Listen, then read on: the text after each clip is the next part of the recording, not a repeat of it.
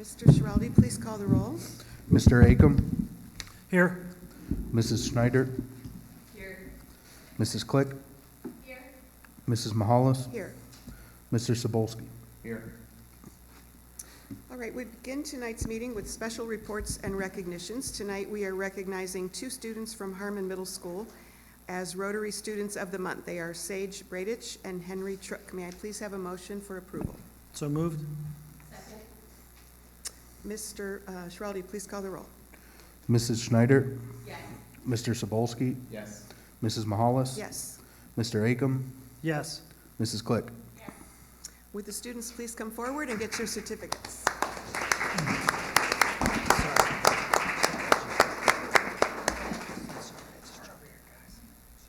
You can start at that end, please.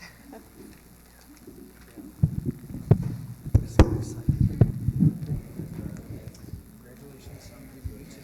Green Standard Bank recognitions, Mr. Eggleston. Have you put that on and take a picture with you after you get all done. Congratulations. Put your certificate and then you start. Get over that way.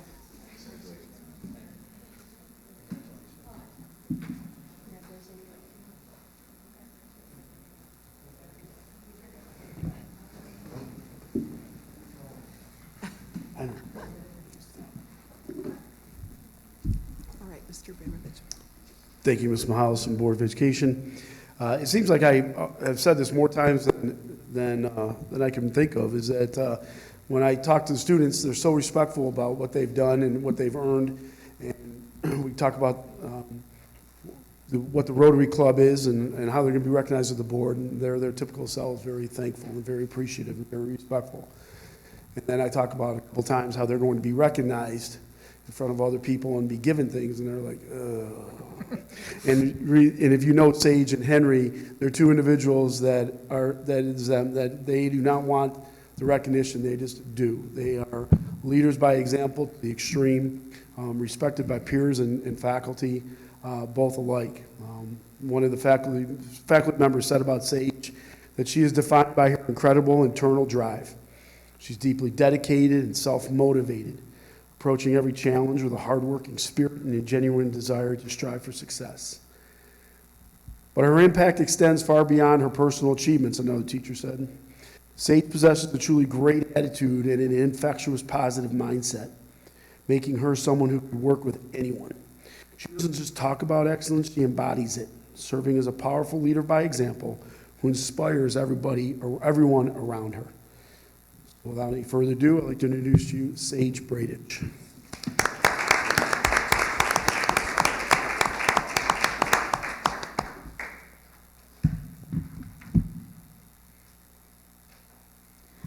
Good afternoon. My name is Sage Bradich. I'm an 8th grader at Harmon Middle School. I have two younger brothers named Rudy and Bo Bradich, and Rudy is a 6th grader at Harmon Middle School, and Bo's a 3rd grader at Lane Elementary Middle School. They both drive me crazy, but they're one of my biggest supporters in every aspect in life, whether it's inside and outside of school events such as 8th grade orchestra concerts and soccer games. Some of my other biggest supporters are my parents and my grandmother. They're always there for me when I need it, and they drive me to different practices and school, and they even helped me write this speech that I'm giving to you today. Some of my favorite things to do is play my violin that I've been playing for 4 years now, and doing art such as painting and sculpting. Some of my favorite subjects in school are math and science, and I'm hoping to study these subjects more deeply when I get to college to hopefully become an orthopedic surgeon. Some of the clubs I'm involved in the Aurora City Schools is Beta Club. Beta Club is a National Honor Society that I got inducted into at the end of my 7th grade year. Beta Club has taught me a lot of amazing things, such as leadership and serving the community. Some of the things that we do in Beta Club is hold different drives for different community services.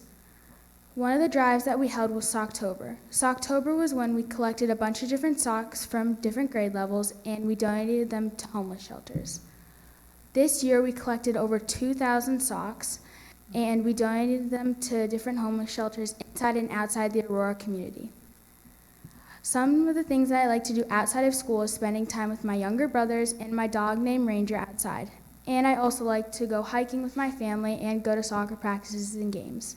I just wanted to say thank you for giving me this opportunity to speak about myself, and thank you to the Board of Education, the Rotary Club for the recognition, and thank you for all that you do in the Aurora community.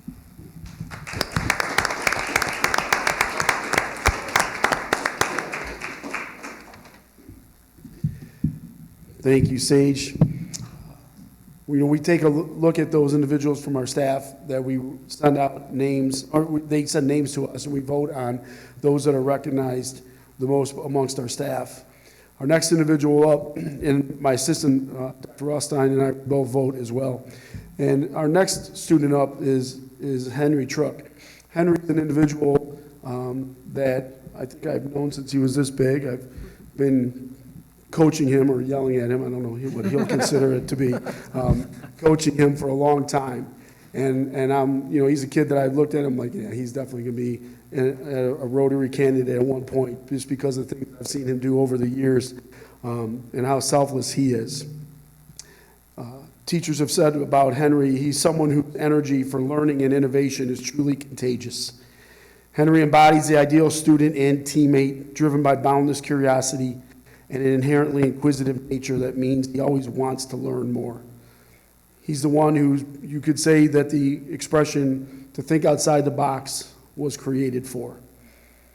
He's not content with the status quo. He is incredibly creative and consistently thinks outside of the box to find original solutions to any challenge. This intellectual drive, combined with his dedication as a hard worker and his ability to work well with others, exactly what makes him the strong leader that we are celebrating today. So I'd like to hand it over now to Henry Truck.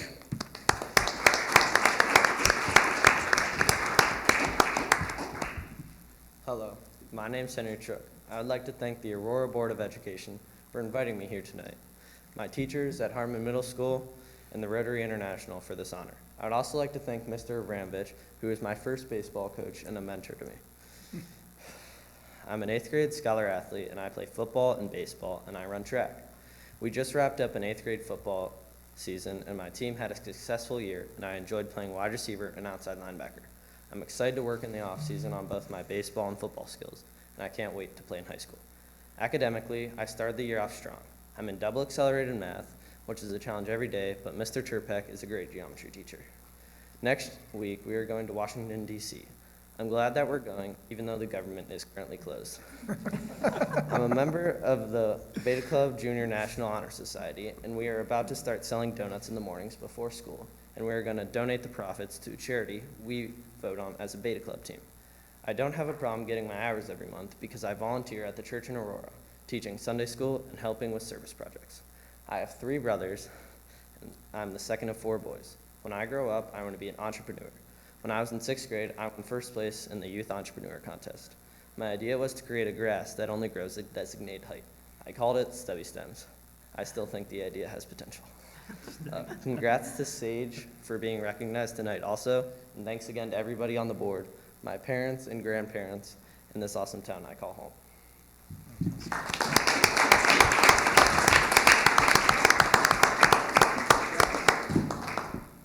Thank you, Sage and Henry, for modeling leadership and integrity, kindness, service, and dedication to academic excellence. Thanks for coming, and thanks to your families, too.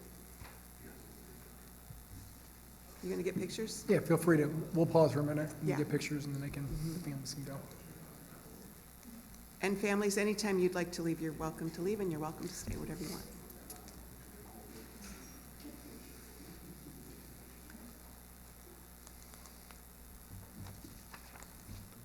Do it right there. Yeah, we'll wait if you want to do it right there. That's a nice picture. Stacy Manuel. Henry's already gone. Henry.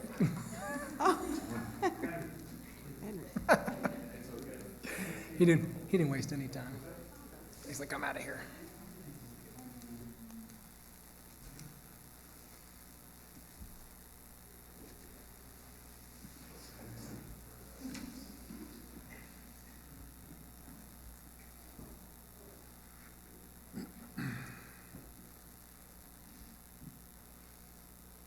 Okay. All right, we have no public comments this evening, so we will move on to the approval of minutes from the regular meeting of September 22nd. May I have a motion, please? Are there any additions, edits, subtractions, anything? All right, then Mr. Schiraldi, please call the roll. Mr. Sobolski? Yes. Mr. Akam? Yes. Mrs. Mahalis? Yes. Mrs. Click? Yes. Mrs. Schneider? Yes.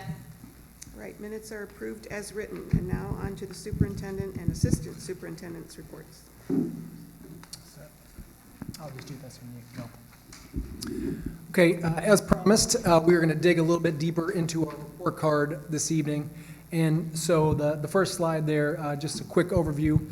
This is actually going to be a joint report with myself and then Mr. Hayes, just due to the length and the detail of digging into all 6 components of it.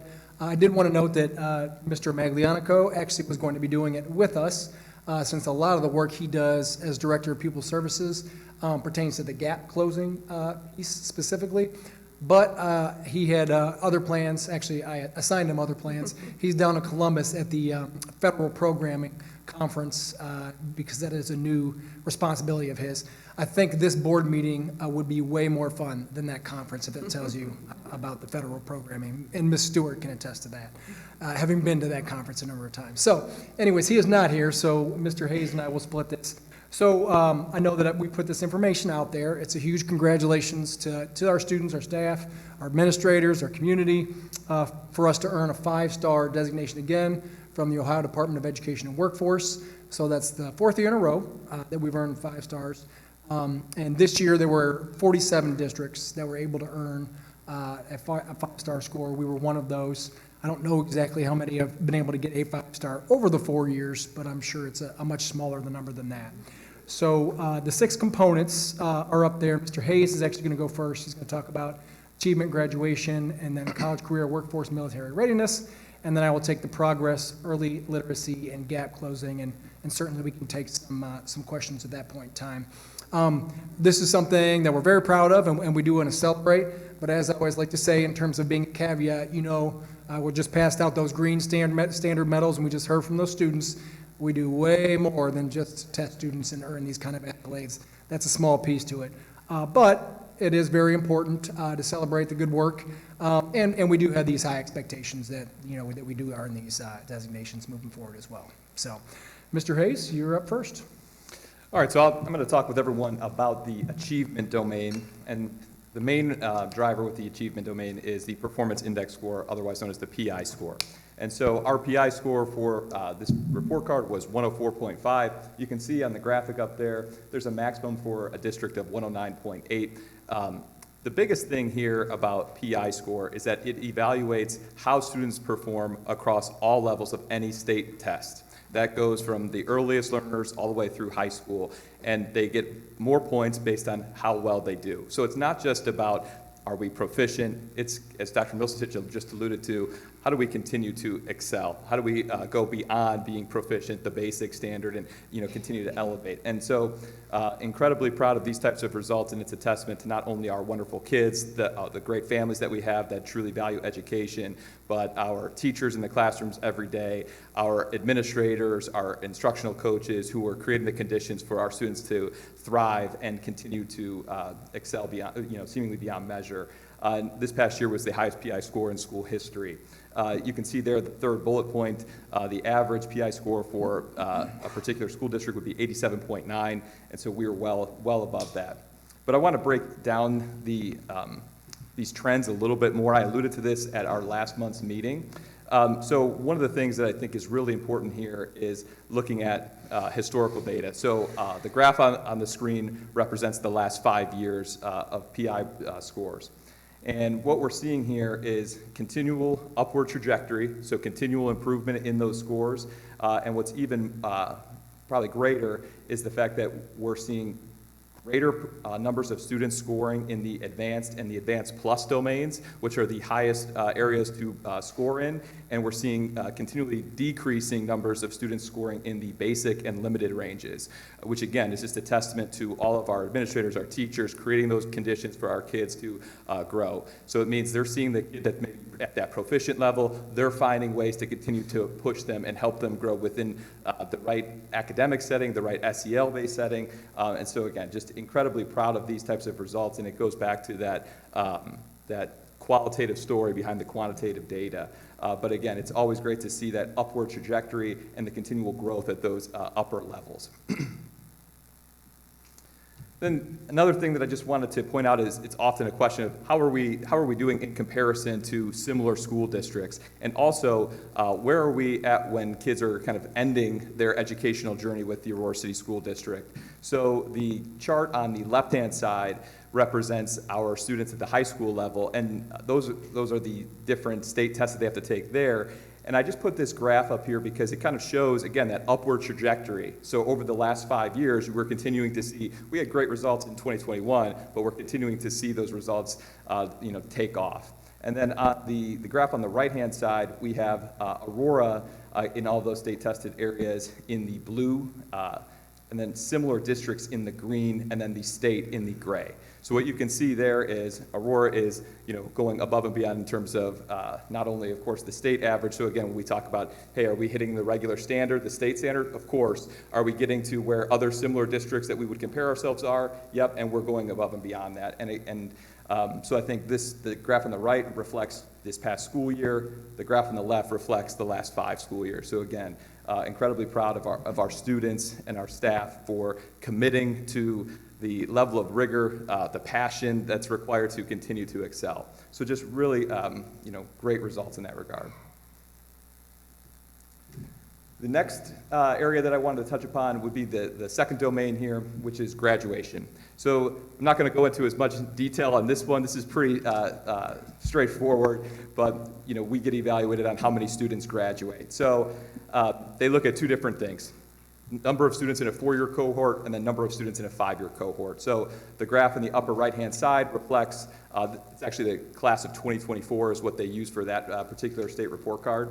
So you can see a 98.2% passage rate. And then when we look at a 5-year cohort, we have 251 out of 252 kids graduating. And some people might ask, hey, what's the difference between that 4 and 5-year cohort? And that really reflects students who might have special education related services that have the ability to delay graduation. So it's really about, hey, students that we're making the right decisions for them. Some people would say, oh, well, you're getting dinged on your report card because they're not graduating that 4-year cohort, but it's about making the right decisions for them, and they have the ability to remain there. And when we look at that 5-year cohort, we're still getting those kids across in the way that's right for them. And so when we talk, again, about doing things that are individualized for the student, looking at the holistic aspect of our learners, that graduation rate really reflects that. And then once again, we have our district at the bottom in the bar graph compared to the state and compared to similar districts. So right on track where we would want to be. And then the last area that I'm going to touch upon is the college, career, workforce, and military readiness domain. This one is new. So in the previous 3 years of the state report card going with the STAR system, the college, career, military, workforce readiness was not part of the report card, but this is the first year that it's actually on there. So this one is a little bit more convoluted. So although we were a 5-star district overall and had 5 stars across the board, this was the one domain that we had a 4-star rating on. However, I wanted to provide some context with that. So one I have up here, there was only 60 districts in the state of Ohio that received a 5-star rating on here. And I put this spreadsheet together that just outlines all of the districts that received a 5-star rating. So I'm just having this there for people's context so you can see the approximate number of districts that receive that. And again, there's over 600 districts in the state. So when we talk about approximately 60 school districts receiving that 5-star rating, it's very limited. And one of the things I'd point out to everyone here is this column E in the spreadsheet, the number of students in their graduating classes. We're looking at graduating classes of 65, under 100 in many cases, and really a lot of ways, a lot of school districts that are gearing more towards maybe a vocational training, things like that. So just wanted people to have that context. Let me just put this back here. And just in terms of, again, comparing ourselves to similar districts, really everyone else that we compare ourselves to geographically as well as academically, we're in that same boat. So schools like Hudson received a 4-star, schools like Solon received a 3-star. So pretty much on track with that. However, around the area, there's a lot of discussion about what goes into college and career readiness. And so the way that the state actually evaluates this, I'll actually go back here, is they have all these different areas that they're trying to do the right thing of giving students multiple pathways to showcase that they're college and career ready. However, so there are all these things that I'm showing you here are ways that they evaluate that. However, only the ones in the blue are areas that they're using for the report card. And then what I'd throw out there to people is that what's not included in here is college acceptance. So we could have, if we just had every student earning an honors diploma, which would mean they'd have to take a certain number of, global language courses, which may not be the right fit for them. Okay. Yeah, it did look like it's paused. Okay. Again. So what we're really looking at is, okay, are we having Aurora learners, college and career ready? We feel like we are. When we're working with local school districts, we feel like we're doing the right things. Now we're trying to operate within the regards of what the state is providing to us. So we're continuing to evaluate those measures. 2 weeks ago, actually, Dr. Milsatich and I met with the provost of Kent State University, where we were talking about some of the industry-recognized credentials that our students can earn that will actually get them to qualify for the college and career readiness aspect that the state is evaluating here.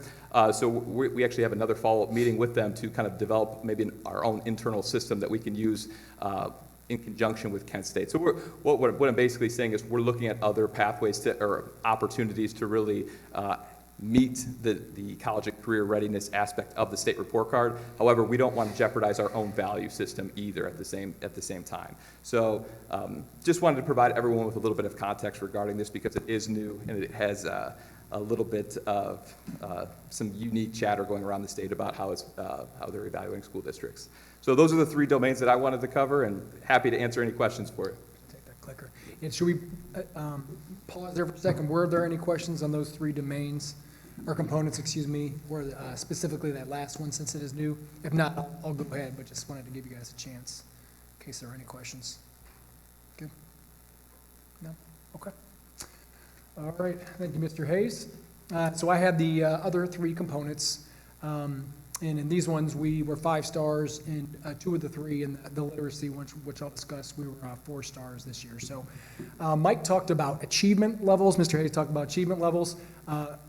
This component is progress, and I know the board has heard me talk about this before, so progress is really just how much growth students are achieving. So the ones I'm talking about in terms of gap closing and progress is not just their achievement levels, but really what there's an anticipated growth that students are expected to make in a year, and that's what progress is about. Both those are measured. So in terms of progress, we had another very strong year on progress. In terms of the growth index, that 14 number, that's just showing that there were the magnitude of the growth was obviously larger than expected, and the effect size, 0.15, plays into the amount of evidence that there is that their students had that growth.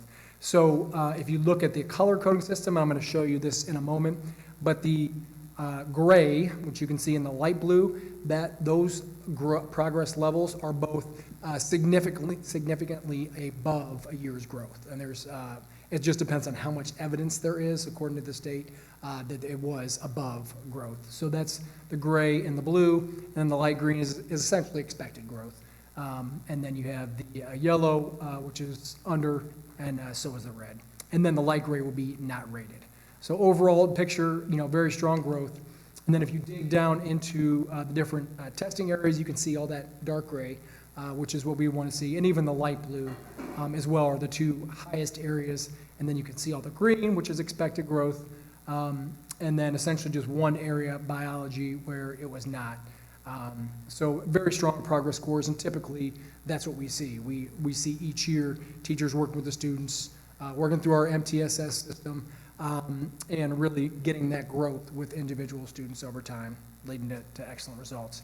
It is interesting to look at this, though, because, for example, our biology scores, achievement level-wise, looked pretty good face value. We were, for the most part, pleased with those. But you can see, according to this measure, progress, we should have had more growth with those students. So that's something we'll have to drill into. On the flip side, sixth grade math was something we've been trying to figure out that little puzzle. We weren't where we wanted to be in terms of achievement scores, but then you look at this, and actually the growth, is pretty solid. So you really do have to look at all these measures together to sort of get a full picture. But good news is that we really do have strong growth for the most part across the district. In terms of gap closing, so this is another measure, and I'll show you this in a moment, but it's really math and ELA are all of our subpopulations of students hitting their achievement levels, then our subpopulation of students hitting their gap closing or their progress measures. But it's broken down instead of just all students, it has that, but it has Asian students, black students, socioeconomic status, students with disabilities, so it's got all your subgroups broken down. And so we did, overall, we did very well there. We are 5 stars. The one thing you'll notice is the gifted piece, and I will talk about that in a moment. I do want to drill down into that one a little bit, but that's essentially what the gap closing is. So you can see these are our targets in terms of achievement. So if you look at the yellow dots there, that's where we are supposed to be achieving in terms of like the goals for all those subgroups. You can see no problem, right? Every single subgroup is meeting and actually really surpassing their targets. So doing really well there. If you dig down to the, that didn't click, did it? For me? If you dig down to the subgroups, you can see in ELA, there were 3 of the subgroups that passed the growth measure, and there were 5 that passed the math. So according to this, there's some things that we need to look into with certain subgroups to try to maximize growth, which is kind of what we do, a lot of times, like with our just professional development day, MTSS, really trying to remove barriers and make sure all of our learners are growing as much as possible. So that's sort of the picture there. Then this specifically is gifted, and you can see with the performance index and the progress, everything looks good. The area where we're getting caught up with gifted is actually gifted identification and service with a couple of our subgroups, and I'm going to click this one more time. This is a really challenging one. So we know that this is an area where we're not getting as many points, obviously, as we would like to on the report card. That's why Becky Quinn wrote that grant to bring in the speaker who's working with our staff here, and we had the evening program with our students who are economically disadvantaged and then underrepresented minorities. Obviously, the goal would be to have students in those subgroups being identified and then also serving them. But one of the issues is that it's based upon the Terra Nova test in 2nd and 5th grade, and there is no test prep for that. Like, we don't test prep for gifted. It's just they're either identified or they're not. And so it's a really challenging one. If students in these subpopulations don't meet that, we can't really serve them. And so, it's really kind of a conundrum of what we do with that. So I just wanted to bring, the board's attention to that, because it's not like OSTs or something else, or APs where we're actively pairing. You don't do that for gifted identification. So it's a challenge. I don't really know what else more to say about that, but it's a challenging measure. Early literacy, we scored 4 stars on this one. Essentially, there's different components to this. We do really well internally on our fall benchmark reading assessments, which I'll show you in a minute. Like Ames Web, essentially, that's the metric that we use. So we don't have a lot of students on reading improvement monitoring plans. So that's why that's not taken into calculation up there. So it's essentially just how many students pass the 3rd grade reading test, and then how many students are promoted to 4th grade. So you can see 100% are promoted to 4th grade, and that's weighted at 40%. And then we around 72% passage of the 3rd grade reading test, which was weighted heavier. Typically, we're higher than that, and that's something that we showed you already. There are a couple of contributing factors to that feel we should be in much better shape already this year. But that's essentially what happened with that measure. Still 4 stars, but obviously we'd like to be 5 in that. And this is just that measure of showing you in the fall scores, in terms of early in the year, our students being on track to be readers, K1, 2, 3, 4, 5, they tend to be, 90 some percent. Go ahead and hit that. Okay, so I know that was a lot, but we told you that's why it was a joint report, and we're going to drill down. So the key takeaways, definitely strong achievement and growth, upward trending PI. Early literacy and the college career metric are still areas that, we're digging into. And then we're always, with the work that we're doing, gap closing, trying to maximize, learning for all of our students. That's always a goal. That's always the principal's goal each year too, when we're setting those goals. So we'll continue those efforts. Questions on any of that, of the 6 components? Or comments? Well, the results show that we remain focused on continuous improvement, that we're not Yes. resting on our laurels. I wonder with that college career, whatever that is. Yeah, military workforce readiness, yes. I wonder, when the results come in and they see that there's such a gap between that and our other scores in addition to other districts, if the criteria will change, do you think that? Yeah, I was in a legislative update on Friday, and there is some traction there potentially. Actually, I wrote a letter last year, and a lot of districts did too, about the flaws in that measure and other things that could be included, like Mr. Hayes said, college acceptance, we'd take that, or college acceptance and then retention, or completion, successful completion of 1 year, or just some other things that should be included. There were a lot of frustrated districts with that measure, and we knew it was coming, and we were pushing back against it. So it's fine. I mean, we still had 4 stars. It's not as if we bombed it or something. It's still very good, but I do potentially think that'll change moving forward. Anything else? Well, thanks to all who contribute to those results daily. All right. That's it? Yeah, that is it for the reports. All right, Well, Mr. excuse me, Schiraldi, for yeah. Mr. Schiraldi's up next. Okay, Well done, guys. go ahead. Financial report for September 2025. General fund financial report for the month of September, expenditures exceeded revenues by $597,100. This decreases the general fund cash balance to $25,066,743 to end September 2025. Through the month of September, revenues were 0.4% less than projected, while expenditures were 1.1% less than projected. Revenues for the month of September, revenue is down $76,000 compared to last year, a year-over-year change of negative 2.2%. However, through fiscal year to date through September, revenue is up a little over $1 million compared to last year, a year-over-year change of 4.4%. The month-to-month comparison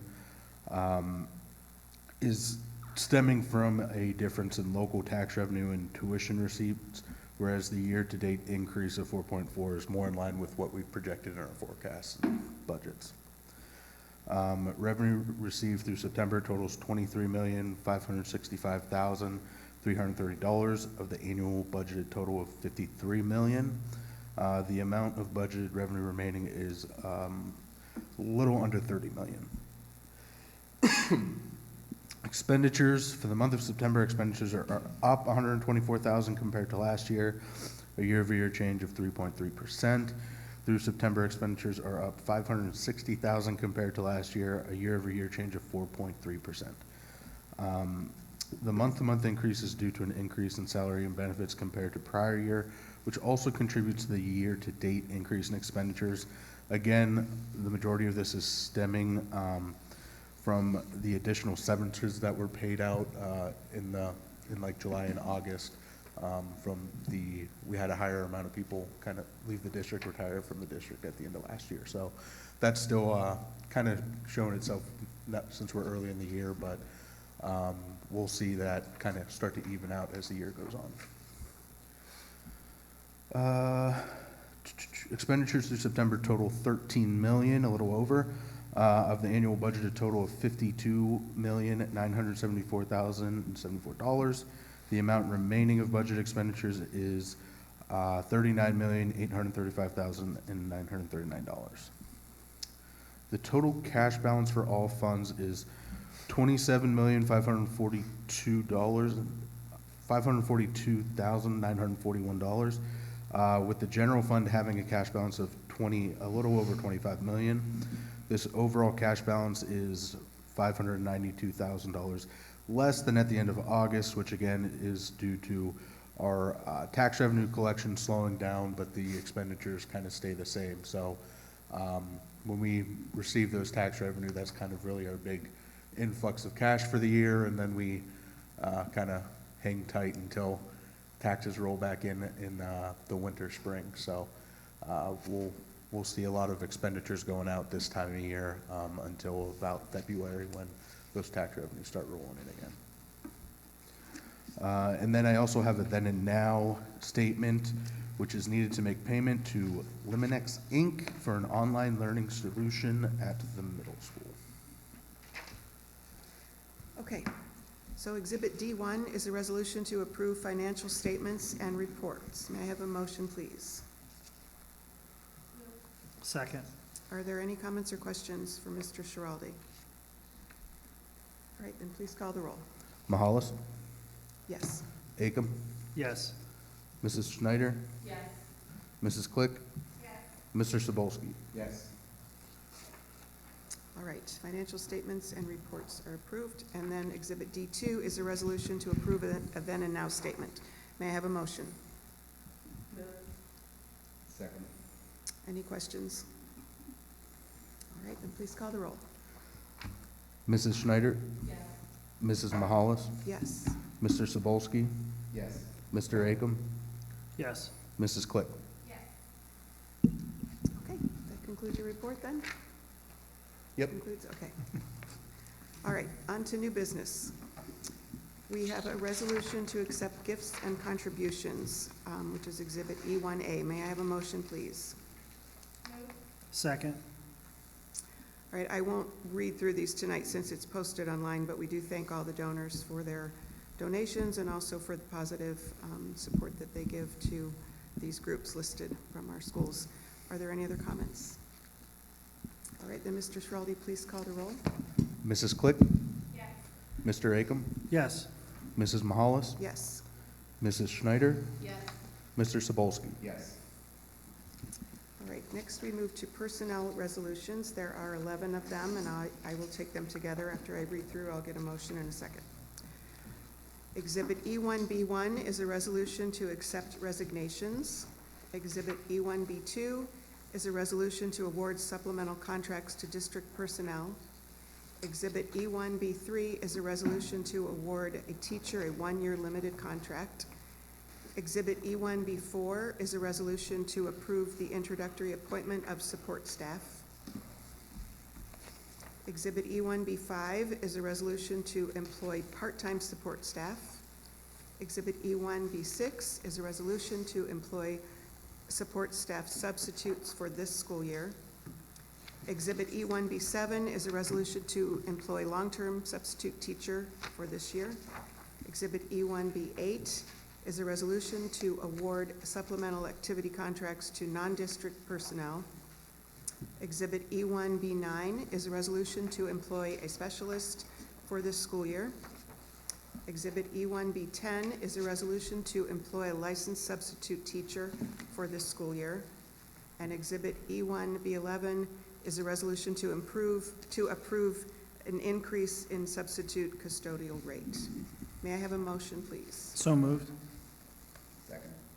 Are there any comments or questions about those resolutions? All right, then, Mr. Schiraldi, please call the roll. Mrs. Schneider, Yes.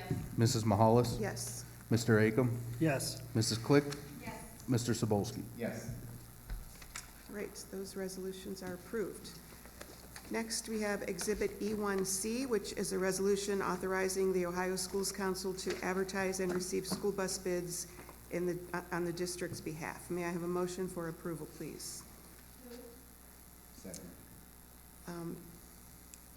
Mr. or Dr. Milstich, would you please just give us a little background? Yep, on I would this? be happy to. I was hoping you're going to look my way. So this is just sort of standard operating procedure in terms of going out to bid to do these purchasing or leases of buses. They are very expensive and getting more expensive. I was talking to Mr. Arquella today. You know, we were shocked when it was getting to the point where it was $100,000 for a bus, and now we're hearing it could be $120,000 or $160,000, you know, for each individual bus with the new equipment. So, yeah, it's crazy. So that's way beyond our $50,000 dollar limit in terms of just getting bids, so we need to go through the official, getting quotes. So we have to go through the official bid process, and this is just getting the board's approval to go ahead and do that through the OSC. Are there any questions? Paul, are those stock units or are they special, outfitted with special equipment? Yeah, I mean, the four of these are just your basic buses. Obviously, one would be the passenger lift for students with special needs.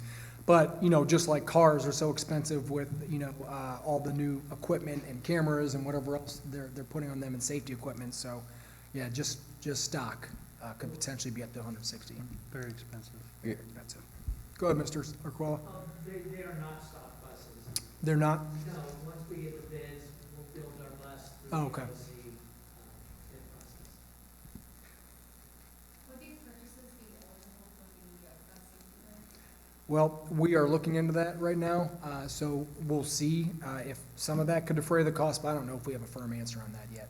But Mr. Arquella is looking into that. Do we currently have any buses that are leased? And do we trade those in? We do. Do you know how many, what's our current stock, you know, offhand? We're leasing to own 5 buses at a Right. time. So we're paying on 1 bus every year, and now we like to have 2 leases going at the same time, so that, we're paying for a bus, 1 bus per year, or 2 buses per year. So essentially, we can't afford to just go out and buy 5 buses, each year with our PI fund, so that's why we're doing lease to own, pay on a few, and then over time. Yeah. So is the price on these, not, that price that you quoted is not just for the chassis and the bodies, that's all in, like what we were expecting them to cost once we outfit them with the various features that they need? Yes, and we come back to the board once we figure out Right. everything we need, and then come up with the price, they'll come up with the price for us, and then we'll go ahead and try to purchase those. So once they're outfitted, you're expecting somewhere between 100 and 120 per bus? So they're selling, Might be they're more. gonna be between 120 and 160 this year. Okay, so- Once they're completely outfitted. They were 120 last year. okay. And our, I know the board is aware, but our permanent improvement funds, in terms of how much we take in each year, is only about $880,000. And that might need to be the subject of next month's report, actually. I might give a little update on that, but. Okay. All right, then Mr. Schiraldi, please call the roll. Mrs. Click? Yes. Mrs. Mahalis? Yes. Mr. Sabolsky? Yes. Mr. Akam? Yes. Mrs. Schneider? Yes. All right, next we have Exhibit E1D, which is a resolution to approve mandatory updates to the policy manual as attached. And I've asked Dr. Milsitich to give us some background on this before we proceed. Do we need a motion in a Oh, second? Can I have a motion, please? Sorry. Second. Oh, okay, we'll go now. Yep, just want to make sure we have those. So I know the board is fully aware of what this policy update is all about, giving my weekly updates and trying to sort of prep us for the last couple of weeks. So I know that we did do a full policy manual, and Jennifer Click was a part of our board policy committee.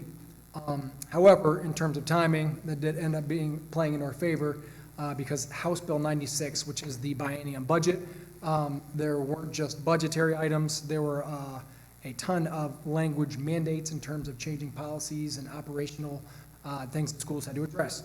So, and this is online as well, but there are actually 37 policies that we now need to update. House Bill 96 took effect in the summer. The laws actually were set to begin September 30th, and we've adjusted our practices internally in the district, but the policies provided to us weren't even ready. So we kind of had to wait for OSBA and Neola districts had to do the same so that we could get those policies, look at those policies, which brings us to today. So we have 37 policies, and I've got them queued up here. And the resolution is that we would approve all of these, which we are able to do given this situation. This is very unique. Normally, we would, have 1 policy or 2 policies, maybe 3 if it's a crazy month. This is 37, so this is a really unique time. So I wanted to give the board the policies in advance, which you've had, and then we can have discussion tonight. We could approve all 37 of these. We could have some questions and comments about one or two or a couple. And the board could say, you know what, we're going to table those, or maybe we need one more month of discussion, and we could amend the resolution to approve all of them except for, and we could list those, and then those could be on next month in November to vote at that point in time. So those are kind of our options, just knowing that this is truly a unique situation, and in my 11th year in the district, I don't think we've ever seen this before. So I know OSBA and the companies that provide policies are going a little crazy themselves trying to keep up with that. So does that help in terms of setting the stage of where we are? Yes. And opening up for comments and questions and it does. particular policies?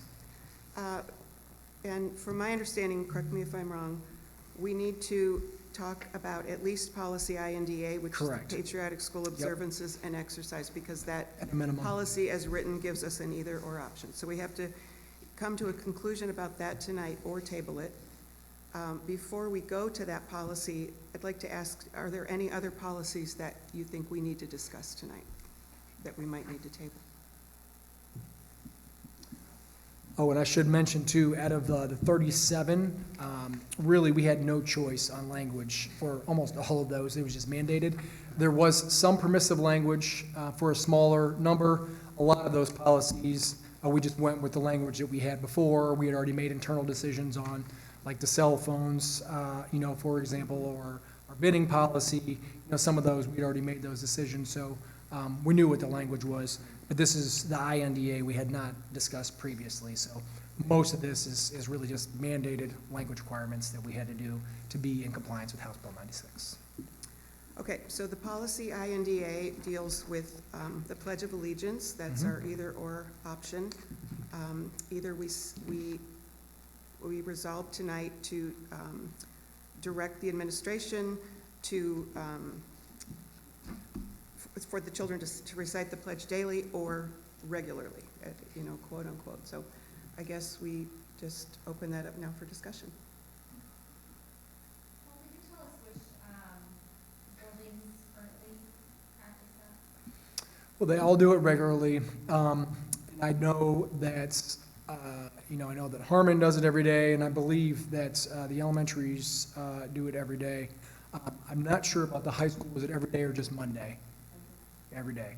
So essentially, we are, for the most part, doing it every day already, even though our current board policy doesn't necessarily spell that out.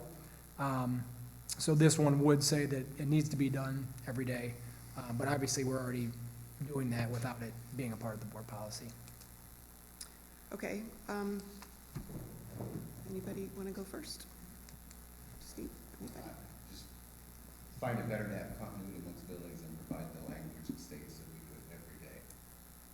And just not have options. Sometimes you don't want to leave those options, especially if you try to have continuity with the buildings. I just think that citing the Pledge of Allegiance every day, just like we did, just like the other buildings do. And I think that the language, I think, would be appropriate if we just state so.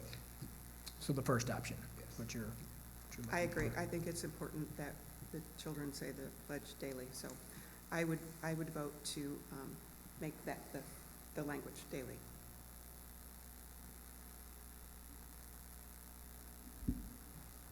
Any other? So if you all Thoughts or agree, comments? we can vote on that tonight. If you don't, we will table this policy. Just in the interruptions of a school day or school week, by requiring it every day, sometimes there's days that are unusual, and so would that disrupt the ability to be able to say the pledge every single day? Well, I timed it takes 10 seconds. I did it today. So that is, yeah, that's, I guess, my only concern about it, because we do it already every day anyways, but I don't know, for half-day kindergarten, if it's in the afternoon that we did in the morning, or if there's a field trip or something unique with the schedule, Can I ask Maria and we how we do don't, it? and we skip it, yeah, that's my only concern. I mean, we do it all, every day. I guess as long as the board's comfortable, if that's the board policy, and it says it, every day, but something happens and we don't do it on a day, that's, I guess, okay in unique circumstances. That we're all understanding it, but our rule of thumb is that we're gonna pretty much do it every day. Can we You ask go ahead, Maria Maria. how we do it? Yeah. I have 4 start times, so I do not do everything in Yeah. So it is an expectation that you do it as part of the morning routine. So, you can walk by and I can do the pledge 5 times a day if I, find the right spot to be. So it's not to interrupt the others, but to make sure that we uphold the practice. Okay.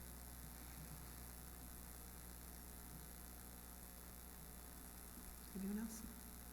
I think it should be said every day. You don't think it should be? I do. Oh, you do. Okay. So it sounds like we actually could potentially approve that one then tonight with consensus from the board. But when I update this one, before we finalize it, I'll just make sure that we get rid of the "or," and it'll just have the first phrase. Everybody, Okay. board's comfortable with that? So it'll just say the first part, and then we'll get rid of the second part that says it does not require the daily recitation. Okay. So in that case, we can go ahead and approve this. could We approve can that, vote on this yep. tonight and, Mhm. okay, With the daily requirement. with the daily requirement. Okay. Yep. Can I ask a question? Yeah. In the second option, there's a statement made that staff and students are prohibited from altering the wording of the Pledge of Allegiance. That's not in the first one. What's the purpose of having that in there? Because, What's the purpose of having it in one option but not in the other option? Yeah, the OSBA isn't as oh, you're saying, however, the board encourages reciting pledge? No. exact compared to District. the NEOLA wording. Is it possible that the second, it says choose one of the following 2 paragraphs, so it's not. This is just that first paragraph of that section? So it's still going to say. That's on, yes, okay, thank you. Yeah, so exactly, Jen. So it gets rid of that, and that line covers it, that next line. Does everybody see that? Yeah, Yeah. Okay. Yeah. yeah, that's helpful, thank you. Okay. Anything else? If not, we'll go to a vote. All right. Any other questions about any other policies? I already asked Oh, you did? Okay. I was looking at my computer screen. that. Okay, Mr. Schiraldi, please call the roll. Mrs. Click? Yes. Mrs. Mahalis? Yes. Mr. Sabolsky? Yes. Mr. Akam? Yes, Mrs. Schneider? Yes. All right, they're all approved. Okay. And next we go to discussion items. We have the calendars Yes. for the next 2 school years. So I am actually going to pass this over to Mr. Hayes because he's done a great job with the legwork. And so I'm going to have him just talk to the board a little bit about where we are and what we've done so far. Obviously, this is a discussion item, but we would like to bring these to the November meeting and actually have both years approved next month. So, Mr. Hayes. Yeah, so the first thing is just that presenting two years' worth of calendars. And our thought process is that we want to plan ahead and give our families and our staff members the opportunity to be forward-thinking, especially when it comes to holidays and things like that.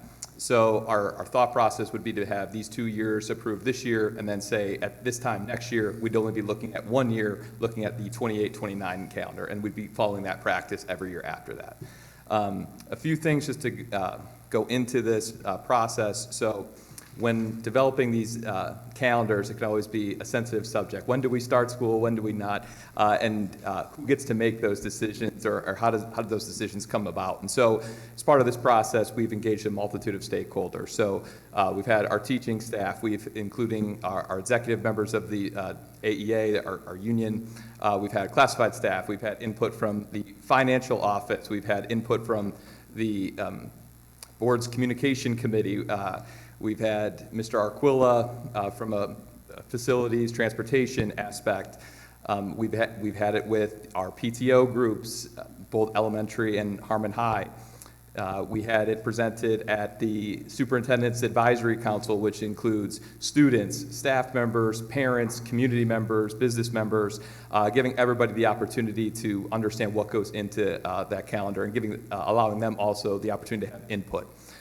So one of the things that we always have to look at is how do we optimize the learning environment for our students? That's what's really the driving force behind constructing the calendar. Beyond that, we have to look at, okay, if we want to optimize the learning environment, what restraints do we have? And so the state requires our students to be in school for 1,001 hours during the course of the academic school year. We go way beyond that, enough to build in enough days for snow days and things like that across all the buildings. And so the other confine that we have is the number of contracted days for our union. So we're looking at 185 teacher days. So we have to fit those 185 days within basically August through May. You could potentially have some time in June as it could be, but we're really looking at those 185 days. And how do we fit them in to have some sense of balance between both semesters? How do we weigh in things like all of the students that are involved in something like our XL Tech Consortium? When we look at a timing of spring break, for example, we have a number of school districts that are also working with us and having our students go to their districts, things like that. We look at then one of the things that many people didn't know through a lot of our stakeholder engagement was the windows that the state gives us for testing. And so some people might say, why are we starting school so early? And one of the things is we want to have as much seat time as possible before our students are required to take their state assessments or their AP assessments when we're looking at dates that are prescribed by the College Board that are set nationally. And the state of Ohio, for example, for all of our OSTs, has multiple windows that generally begin in late March and run through late April. And the College Board mandates that AP testing begins the first full week of May and runs for 2 weeks, plus a third week with makeups. So our thing is we want to have our students have the ability to have as much learning time prior to those assessments. We wouldn't want a student to say, be working really hard to earn college credit in an AP exam and then have 5 or 6 weeks after the fact. A couple other things that we have in consideration is that with a lot of state testing or AP testing that goes on, we have more days in the second semester. So we usually have a little bit of an inequity there. So you might have fewer days in the first semester and more days in the second semester. But given the number of state testing days, we feel like, hey, it's better to have a few more days in the second semester because kids are being pulled out with alternative schedules to accommodate the number of testing days. So those are just some of the factors that go into, prescribing this calendar. And the 25-26 year, this year, was a little bit of an outlier when it comes to the start time. So you're looking at the 26-27 and the 27-28 school year, starting between like the 17th and 19th. Every year besides this year has been plus or minus two or so days around that calendar for the last several years. So we're looking at kind of being right back into that mode where we're starting, families really have almost, a little more than 2 full weeks in August before coming back. But that allows us to have, enough time to meet the 185-day requirement, giving our kids the optimal forum for learning, while having the appropriate breaks built in for, holidays, things like that. We also look at having a structure to allow us to have 3 days in a row before winter break to allow for semester exams for our students as well, to not have kind of interruptions. Or several years ago, students might have ended the first semester after winter break. And so that was a bit of a tough learning opportunity for them where they had to come back, have a week or two, take their exams. It was a little bit of a difficult time. So we really want to be able to have the end of that first semester before winter break.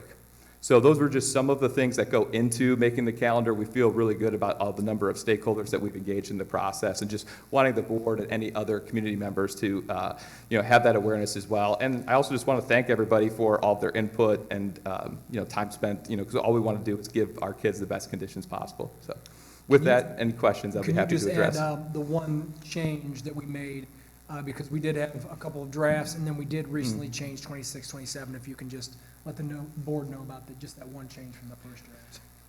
Yeah, we had a couple different drafts as we were going through this process, and one of which had our staff records day in the 26-27 school year coming after Memorial Day, so it was that Tuesday after coming back. The trade-off there was basically removing the Monday after Thanksgiving in next school year's calendar, so people would go back for and have school on that Monday, and then the Teacher Records Day would end before Memorial Day. And then students, the last day would be a Thursday in the end of the semester.